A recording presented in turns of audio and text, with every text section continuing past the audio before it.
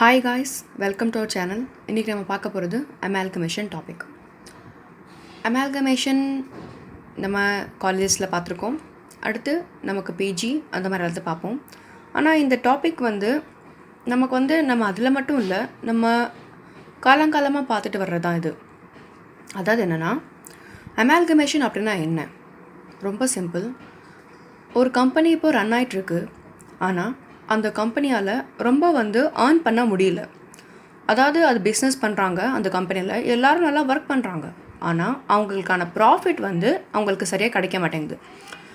காரணம் என்ன அப்படின்னா, அதே மாதிரி ஆளுங்க, அதாவது அதே சார்ட் ஆஃப் ஒரு குரூப் ஆஃப் பீப்புள் அவங்கள மாதிரி தான் சேம் பிஸ்னஸ் பண்ணுவாங்க. ஆனால் அந்த பிஸ்னஸ் பண்ணுறதுல அவங்களுக்கு லாபம் அதிகமாக வரும், அதாவது ப்ராஃபிட் நிறையா வரும். அப்போ இந்த கம்பெனிஸ் என்ன பார்ப்போம், நம்மளை மாதிரி தான் அவங்களும் ஒர்க் பண்ணுறாங்க, எல்லாமே நம்மளை மாதிரி தான் வாங்குகிறாங்க. ஆனால் ஏன் அவங்களுக்கு மட்டும் இன்கம் நிறைய வருது, ப்ராஃபிட் அதிகமாக வருது, அந்த கம்பெனி நல்லா டெவலப் ஆகிட்டு போகுது, எதனால்? அதுதான் நான் பார்க்குறோம். ஸோ அந்த கம்பெனி என்ன பண்ணுது, ஓகே அப்படின்னா நம்மளும் அவங்க கூட சேர்ந்துட்டோம்னா அவங்களுக்கு வர்ற ப்ராஃபிட் நமக்கும் சேர்ந்து வரும் அப்படின்னு அவங்களா எடுத்துப்பாங்க. அதை தான் நம்ம பார்க்க போகிறோம். அதுக்கு பேர் தான் அமால்கமேஷன் அப்படிங்கிற ஒரு டாபிக் கொண்டு இங்கே க்ரியேட் பண்ணுறாங்க. ஆனால் அமால்கமேஷனுங்கிறது சும்மா சாதாரணமாக இருக்கணும்னு இல்லை, அது ஒரு 3 விதமாக கூட இருக்கலாம். அதுவும் அமால்கமேஷன் தான் சொல்கிறோம். அமால்கமேஷன் என்ன அப்படின்னா, அதாவது 2 இல்லது 3 கம்பெனிஸ் என்ன பண்ணுவாங்க, அந்த மாதிரி பார்ப்பாங்க, என்னடா நம்மளாம் இப்படி இருக்கோம், அவங்க மட்டும் நல்லா பிஸ்னஸ் பண்ணுறாங்களே அப்படின்னு. ஸோ எந்த கம்பெனி நல்லா பிஸ்னஸ் பண்ணுறாங்களோ அவங்க கூட இவங்க ஜாயின் பண்ணணும். அதுக்கு இவங்க என்ன பண்ணணும், இவங்களோட கம்பெனியை இவங்க வவுண்ட் அப் பண்ணணும். வவுண்ட் அப் பண்ணிவிட்டு அந்த கம்பெனிக்கிட்ட போய் இவங்க ஜாயின் பண்ணுவாங்க. அதுதான் சொல்கிறாங்க, 2 or more companies are wound up and a new company is formed. So அந்த மாதிரி டைமில் மொத்தம் எவ்வளோ கம்பெனிஸ் இன்வால்வ் ஆகும், மொத்தம் 3 கம்பெனிஸ் இன்வால்வ் ஆகும். நான் சொல்கிறது வெறும் எக்ஸாம்பிள் தான். இது 3 விட ஜாஸ்தியாக கூட இருக்கலாம். நான் சொல்கிற கவுண்ட் வெறும் மினிமம் 3 கம்பெனிஸ் அப்படிங்கிறது. ஆனால் கடைசியில் கம்பெனிஸுங்கிறது இந்த கம்பெனிஸ் எல்லாம் வவுண்ட் அப் ஆகிட்டு பேலன்ஸ் இருக்கக்கூடிய கம்பெனி எவ்வளோ இருக்குன்னா, மொத்தமாக ஒரே ஒரு கம்பெனி தான் இருக்கும். அந்த கம்பெனி தான் நிறைய ப்ராஃபிட் ஏர்ன் பண்ணுற கம்பெனியாக இருக்கும். அது பேர் தான் ரிசல்டன்ட் கம்பெனி. ரிசல்டன்ட் கம்பெனினா வேறு எதுவுமே இல்லை, எல்லா கம்பெனிஸும் வவுண்ட் அப் ஆகிட்டு கடைசியாக எந்த கம்பெனி பேலன்ஸில் இருக்கோ அது பேர் தான் resultant company. Example Maruti Suzuki. Maruti Suzuki ஏன் சொல்கிறோம் அப்படின்னா, இந்தியாவில் ஃபஸ்ட்டு மாருதின்னு ஒரு கம்பெனி தான் இருந்துச்சு. அதாவது இப்போ நம்ம பார்க்குறோம்ல, மாருதி 800 அப்படின்னு பழைய கார் அந்த மாதிரி. ஆனால் அவங்களால என்ன ஆச்சுன்னா, பிஸ்னஸ் ஒழுங்காக ரன் பண்ண முடியல. அவங்களால பிஸ்னஸ் சரியாக பார்த்துக்க முடியல. அப்போ என்ன பண்ணுச்சு, சுசுக்கின்னு அப்ராட்லேருந்து ஒரு கம்பெனி வந்தாங்க. அவங்க என்ன செஞ்சாங்க, நாங்கள் உங்கள் கூட சேர்ந்துக்கிறோம், சரியா, நம்ம 2 பேரும் சேர்ந்து ஒரு ப்ராடக்ட் தயாரிக்கலாம், அந்த ப்ராடக்டோட பேர் மாருதி சுசுக்கின்னே போகட்டும். ஆனால் அவங்களும் பண்ண டைப் ஆஃப் பிஸ்னஸ் சேம். அவங்க என்ன ஃபஸ்ட்டு ஆல்ரெடி பிஸ்னஸ் பண்ணிட்டு இருந்தாங்களோ, அதாவது மாருதி கம்பெனி என்ன பிஸ்னஸ் பண்ணிட்டு இருந்தாங்களோ அதே பிஸ்னஸை தான் சுசுக்கியும் அவங்க கூட சேர்ந்துட்டு அதே பிஸ்னஸை தான் டேக் ஓவர் பண்ணி 2 பேர் மர்ஜ் பண்ணி கம்பெனி ஸ்டார்ட் பண்ணாங்க. அதாவது என்ன சொல்லுவேன்னா, அமால்கமேஷன்ங்கிறது ஒன்றுமே இல்லை.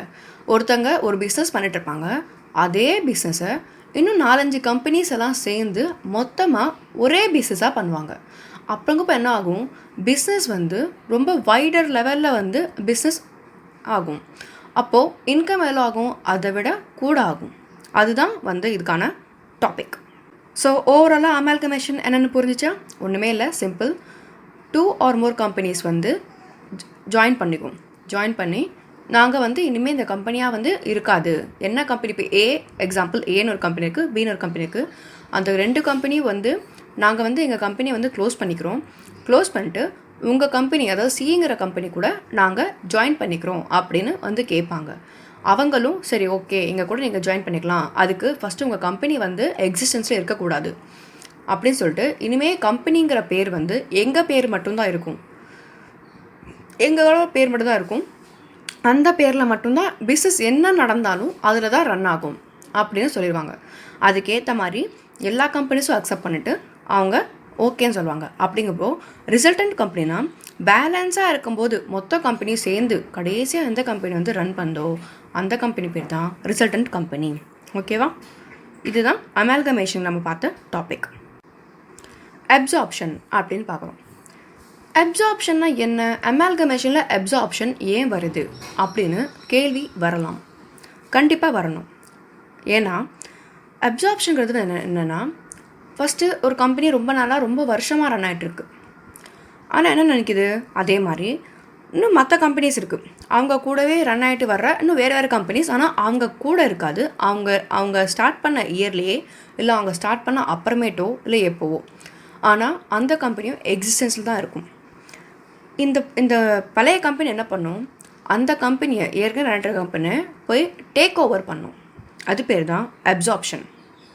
அதாவது existing company take over the business of one or more existing company. இப்போ எப்படி அமால்கமேஷனில் பார்த்தோம், ஒரு கம்பெனி வந்து ஏற்கனவே ரன் ஆகிட்ருக்கும், அது என்ன பண்ணும், நமக்கு பிஸ்னஸ் வரல, நமக்கு பிஸ்னஸ் கரெக்டாக வர மாட்டேங்குது, ப்ராஃபிட் கரெக்டாக வர மாட்டேங்குதுன்னு நினச்சி தன்னை தானே வவுண்ட் அப் பண்ணிவிட்டு புது கம்பெனி ஸ்டார்ட் பண்ணுறோ, அதே மாதிரி இங்கே ஏற்கனவே இருக்க கம்பெனி வந்து இன்னொரு கம்பெனியை வந்து டேக் ஓவர் பண்ணும். அப்படி டேக் ஓவர் பண்ணும்போது என்ன ஆகும்னா, அதுக்கு மினிமம் எவ்வளோ கம்பெனிஸ் வேணும், மினிமம் 2 கம்பெனிஸ் இருக்கணும். அதாவது ஃபர்ஸ்ட் ஒரு கம்பெனி பேர் வந்து ஏ, இன்னொரு கம்பெனி பேர் வந்து பி. ரெண்டுமே வந்து ஸ்டார்ட் ஆகிட்டு ரன் ஆகிட்டு இருக்குது, ரொம்ப வருஷமாக ரன் ஆகிட்டு இருக்குது. ஆனால் ஏங்கிற கம்பெனி வந்து போய் பிங்கிற கம்பெனியை போய் இது டேக் ஓவர் பண்ணும். ஓகேவா? அப்போது அப்படிங்கிற டைமில் என்ன ஆகும், மொத்தம் எவ்வளோ கம்பெனிஸ் வந்து இன்வால்வ் ஆகும்னா மொத்தம் 2 கம்பெனிஸ் வந்து இன்வால்வ் ஆகும். இப்போது ஏதாவது புது கம்பெனி நமக்கு வந்து க்ரியேட் ஆகுதா? கண்டிப்பாக கிடையாது. ஏன்னா 2 கம்பெனியும் வந்து காலங்காலமாக டேக்ஸ் கட்டிட்டு வராங்க, காலங்காலமாக ரிட்டர்ன்ஸ் எல்லாம் ஃபைல் பண்ணிட்டு தான் வராங்க. அப்படிங்கிறப்போ ஒரு கம்பெனி இன்னொரு கம்பெனி டேக் ஓவர் பண்ணும்போது ரிசல்டன்ட் கம்பெனி எதுவுமே இருக்காது. ஒரு கம்பெனி இன்னொரு கம்பெனி டேக் ஓவர் மட்டும்தான் பண்ணும். அப்போது அதுதான் வந்து இங்கே பார்க்குறது அப்சார்ப்ஷன். அமால்கமேஷனுக்கும் அப்சார்ப்ஷனுக்கும் டிஃப்ரென்ஸ் அதுதான். அமால்கமேஷனில் 2-3 கம்பெனிஸ் வந்து தன்னை தானே வாண்ட் அவுட் பண்ணிக்கும், வாண்ட் அவுட் பண்ணிவிட்டு ஒரு நியூ கம்பெனி ஃபார்ம் பண்ணும். ஆனால் அப்சார்ப்ஷனில் இப்போ நம்ம பார்த்தது எல்லாத்துக்கும் டிஃப்ரென்ஸ் புரிஞ்சிச்சா ஃப்ரெண்ட்ஸ்? என்னென்னா அமால்கமேஷனில் 2 கம்பெனிஸ் 3 கம்பெனிஸ் சேர்ந்து தன்னை தானே வவுண்ட் அப் பண்ணிவிட்டு புதுசாக ஒரு கம்பெனியை க்ரியேட் பண்ணுறது பேர் தான் அமால்கமேஷன். அதாவது வேறொரு கம்பெனி கூட போய் இது வந்து ஜாயின் பண்ணிக்கும், அதுதான். ஸோ அப்படிங்கிறப்போ அந்த கம்பெனி மொத்தம் வந்து எவ்வளோ கம்பெனி இருக்கும், ஒரே ஒரு ரிசல்ட் கம்பெனி மட்டும்தான் வரும். புதுசாக வந்து ஸ்டார்ட் பண்ணுவாங்க, அவங்க 2-3 பேர் சேர்ந்துட்டு நாங்களும் உங்கள் கூட சேர்ந்துக்கிறோம் அப்படின்னு சொல்லி சேர்ந்து அவங்க எல்லாம் சேர்ந்து அந்த ஏற்கனவே இருக்க பழைய கம்பெனியை இது வவுண்ட் அப் பண்ணிவிட்டு புதுசாக ஸ்டார்ட் பண்ணுற கம்பெனி பேர் தான் அமால்கமேஷன். ஆனால் அப்சார்ப்ஷன் அப்படி கிடையாது. ஏற்கனவே 2 கம்பெனிஸும் தனித்தனி இடத்துல தனித்தனி லொக்கேஷன், தனித்தனி ஜியோகிராஃபிக்கல் லொக்கேஷனில் ரன் ஆகிட்ருக்கும். அப்படிங்கிறப்போ தனக்குரிய பிஸ்னஸ் வந்து அவங்கக்கிட்ட இருக்குது அப்படின்னு சொல்லிட்டு இந்த கம்பெனி போய் எவ்வளோ டிஸ்டன்ஸ் இருந்தாலும் சரி அதை போய் டேக் ஓவர் பண்ணிவிட்டு இவங்க பிஸ்னஸ் ரன் பண்ண ஸ்டார்ட் பண்ணிடுவாங்க. அது பேர் அப்சார்ப்ஷன். ஓகேவா? இது ஏதாவது டிஃப்ரென்ஸ் இருக்கா? இது வரைக்கும் நம்ம பார்த்தது வந்து அமால்கமேஷன், அப்சார்ப்ஷன். இப்போது எக்ஸ்டர்னல் ரீகன்ஸ்ட்ரக்ஷன் பார்க்குறோம். இது என்னென்னா, ஒரு கம்பெனி புதுசாக ஃபார்ம் பண்ணுவாங்க. ஃபார்ம் பண்ணிவிட்டு இவங்க என்ன பண்ணுவாங்க, ஏற்கனவே ஏதோ ஒரு இடத்துல பிஸ்னஸ் ரன் ஆகிட்ருக்கும், அந்த ரன் ஆகிட்ருக்க கம்பெனியை இவங்க போய் டேக் ஓவர் பண்ணுவாங்க. அதுதான் இவங்களோட மெயின் டாஸ்க். அதாவது a newly formed company takes over the business of an existing company. அவ்வளோதான். மொத்தம் எவ்வளோ கம்பெனிஸ் வந்து இன்வால்வ் ஆகும்னா மொத்தம் 2 கம்பெனிஸ் வந்து இன்வால்வ் ஆகும். அதாவது ஏற்கனவே ஒரு கம்பெனி ரன் ஆகிட்டுருக்கு, எக்ஸாம்பிள் பாண்டிச்சேரி இல்லை வைசாக்பட்டினம் ஏதோ ஒன்று. இவங்க வேறு கம்பெனி இப்போ எங்கே பீகாரில் வேறு எங்கேயோ ஃபார்ம் ஆகிட்டுருக்கு, அந்த கம்பெனி வந்து வேறு ஜியோகிராஃபிக்கல் லொக்கேஷனில் போய் டேக் ஓவர் பண்ணும், அந்த மாதிரி இருக்கும். So only 2 companies are involve. Okay. Resultant company வந்து எத்தனை இருக்கும் அப்படின்னா, ரிசல்டன்ட் கம்பெனி பார்க்கும்போது வெறும் ஒரே ஒரு கம்பெனி தான் இருக்கும். அது வந்து நியூலி ஃபார்ம்ட் கம்பெனி. ஏன் ஒரே ஒரு கம்பெனி சொல்கிறோம் அப்படின்னா, புதுசாக ஒரு கம்பெனி இவங்க ஸ்டார்ட் பண்ணுவாங்க. ஆனால் இவங்க என்ன பண்ணுவாங்கன்னா, பிஸ்னஸ் ரன் பண்ணுறாங்களோ இல்லையோ, எந்த பிஸ்னஸ் வந்து எங்கே ரொம்ப நல்லா ரன் ஆகிட்ருக்கோ அதை போய் இவங்க டேக் ஓவர் பண்ணுறதுக்குன்னே ஒரு கம்பெனி க்ரியேட் பண்ணுவாங்க. அதனால்தான் இது பேர் எக்ஸ்டர்னல் ரீகன்ஸ்ட்ரக்ஷன் அப்படின்னு சொல்கிறோம். அதாவது எதுக்காக இந்த எக்ஸ்டர்னல் ரீகன்ஸ்ட்ரக்ஷனை கொண்டு வந்தாங்கன்னா, அமால்கமேஷன் டாப்பிக்கில் ஏன்னா என்ன பண்ணும், இந்த கம்பெனிக்கான ஃபைனான்ஷியல் ஸ்ட்ரக்சர் இருக்கும், அதை வந்து இவங்க ரீஆர்கனைஸ் பண்ணுவாங்க. அதாவது நான் ஒரு கம்பெனி ஸ்டார்ட் பண்ணி பிஸ்னஸ் பண்ணிட்டுருக்கு, அதுக்கு கேபிட்டல் அமௌண்ட் போட்டு அந்த அளவுக்கு என்னால் டேக் ஓவர் பண்ணி ஒரு பெரிய லெவலில் கொண்டு வரும்போதுக்கு எனக்கு வருஷம் ஆயிரும்.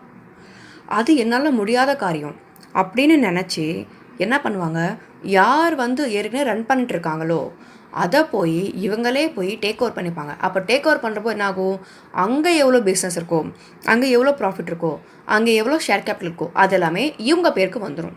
சிம்பிள். ஸோ அதனால தான் இந்த மாதிரி டாபிக்ஸ் கொண்டு வந்து அமால்கமேஷனில் இன்வால்வ் பண்ணிக்காங்க. ஓகேவா? இப்போது நம்ம பார்த்தோம், அமால்கமேஷன் பார்த்தோம், அப்சார்ப்ஷன் பார்த்தோம், எக்ஸ்டர்னல் ரீகன்ஸ்ட்ரக்ஷன் பார்த்தோம். ஆனால் எக்ஸ்டர்னல் ரீகன்ஸ்ட்ரக்ஷனுக்கான அப்ஜெக்டிவாக கூட சொல்லலாம் ஃபைனான்ஷியல் ஸ்ட்ரக்சர் அப்படின்னு சொல்லி. ஆனால் அமால்கமேஷனுக்கும் அப்சார்ப்ஷனுக்கும் காமனாக இருக்க அப்ஜெக்டிவ் வந்து என்ன? சிம்பிள். அதாவது நம்மளை விட நம்ம வந்து பிஸ்னஸ் ரன் பண்ணிட்டுருக்கோம், ஆனால் நமக்கு வந்து காம்படிட்டார் வந்து யாரோ அவங்கள இவங்க வந்து டார்கெட் பண்ணுவாங்க. டார்கெட் பண்ணிவிட்டு அந்த கம்பெனி வந்து ஒன்று இவங்க போய் இவங்களே அவங்க அந்த கம்பெனி கூட ஜாயின் பண்ணிப்பாங்க. இல்லைனா அது வந்து அமால்கமேஷனில், அப்படி இல்லைனா இவங்களே அந்த கம்பெனியை வந்து டேக் ஓவர் பண்ணிப்பாங்க, அது அப்சார்ப்ஷனில். ஸோ தட் அவங்களோட வந்து இன்கம் வந்து கொஞ்சம் லார்ஜ் லெவலில் போகும். அந்த ஒரே ஒரு ரீசனுக்காக தான் அமால்கமேஷனுக்கும் அப்சார்ப்ஷனோடக்கான அப்ஜெக்டிவ். ஓகேவா? பார்த்தது புரிஞ்சிச்சா? எந்த டவுட்டாச்சும் இருக்கா? இப்போ நம்ம நட்ஷல் பார்ப்போம். இது வரைக்கும் பார்த்தது எல்லாத்துலேயும் நம்ம நட்ஷலாக பார்ப்போம். என்ன இருக்குது? அமால்கமேஷன் வந்து ஒன்றுமே இல்லை, சிம்பிள். 2 கம்பெனிஸ் ஆல்ரெடி எக்ஸிஸ்டன்ஸில் இருக்கும், அந்த 2 கம்பெனியும் வந்து ஜாயின் பண்ணி பேசிப்பாங்க. பேசிவிட்டு நம்ம இனிமேல் வாண்டப் பண்ணிட்டு ஒரு புதுசாக கம்பெனி ஸ்டார்ட் பண்ணுவோம் அப்படின்னு ஸ்டார்ட் பண்ணுற கம்பெனி பேர் தான் அமால்கமேஷன். ஆனால் அப்சார்ப்ஷன் வந்து என்ன அப்படின்னா, ஒரு கம்பெனி ரன் ஆகிட்ருக்கும், எக்ஸாம்பிள் ஏ, இன்னொரு கம்பெனி ரன் ஆகிட்ருக்கும், எக்ஸாம்பிள் பி. ஏ என்ன பண்ணும், போய் பிங்கிற கம்பெனி வந்து ஏற்கனவே ரன் ஆகிட்ருக்க கம்பெனி வந்து தானே டேக் ஓவர் பண்ணிக்கும். அப்படிங்கிறப்போ எந்த ஒரு புது கம்பெனிஸும் ரன் ஆகாது, புது கம்பெனிஸ் இருக்காது, புது கம்பெனிங்கிற பேரில் எதுவும் ரன் ஆகாது எந்த பிஸ்னஸுமே. ஆனால் எக்ஸ்டர்னல் ரீகன்ஸ்ட்ரக்ஷன் என்ன ஆகுனா, ஒரு கம்பெனி புதுசாக ஃபார்ம் பண்ணி அதோட மெயின் டாஸ்க்கே இன்னொரு கம்பெனியை போய் டேக் ஓவர் பண்ணி தன்னோட பேரில் தான் எல்லாமே ரன் ஆகணும் அப்படின்னு நினச்சிக்கும். அதுதான் எக்ஸ்டர்னல். நம்ம பார்த்துட்டு இருக்க மெயின் அப்ஜெக்டிவ் அப்படின்னு பார்க்குறோம். அதாவது அமால்கமேஷனுக்கும் அப்சார்ப்ஷனுக்கும் ஒரு காமனாக ஒரு அப்ஜெக்டிவ் இருக்கும். அதாவது எதுக்காக இது வந்து கொண்டு வந்திருக்காங்க அப்படின்னா, நம்மக்கிட்ட இருக்க காம்படிட்டாரை வந்து நம்ம கட் பண்ணணும். காம்படிட்டார் இனிமேல் நீங்கள் ஒர்க் பண்ணாத, பிஸ்னஸ் பண்ணாத அப்படின்னு சொன்னால் யாரும் கேட்கவே மாட்டாங்க. உன்னால் முடிஞ்சதை பாரு அப்படின்னு தான் எல்லாரும் சொல்லுவாங்க. ஸோ அவங்கள வந்து எப்படி நம்ம சொல்கிறத கேட்கலாம், இல்லை அவங்க நம்ம சொல்கிறத எப்படி கேட்கணும் அப்படின்னு நினச்சி தான் இவங்க என்ன பண்ணுவாங்க, கம்பெனிஸை வந்து டேக் ஓவர் பண்ணுவாங்க. இல்லைனா தன்னை தானே அந்த கம்பெனி கூட மர்ஜ் பண்ணிப்பாங்க. அது பேர் அமால்கமேஷன். அது எது அப்சார்ப்ஷன் ஆகுனா, தன்னை தானே என்னோட காம்படிட்டாரை எப்படி நான் கட் பண்ணணும் அப்படின்னு நினச்சி அந்த காம்படிட்டார் கூட இவங்களும் சேர்ந்து பிஸ்னஸ் வந்து ஸ்டார்ட் பண்ணுவாங்க. ஸோ இதுதான் நமக்கு இன்றைக்கி பார்த்த டாபிக்ஸ் எல்லாமே. அதாவது ஃபஸ்ட் என்ன பார்த்தோம், அமால்கமேஷன் பார்த்தோம், அப்சார்ப்ஷன், எக்ஸ்டர்னல் ரீகன்ஸ்ட்ரக்ஷன் பார்த்தோம். அடுத்து நம்ம வந்து நெக்ஸ்ட் டாப்பிக்கில் நம்ம பர்ச்சேஸ் கன்சிடரேஷன் பார்க்கலாம். தேங்க்யூ.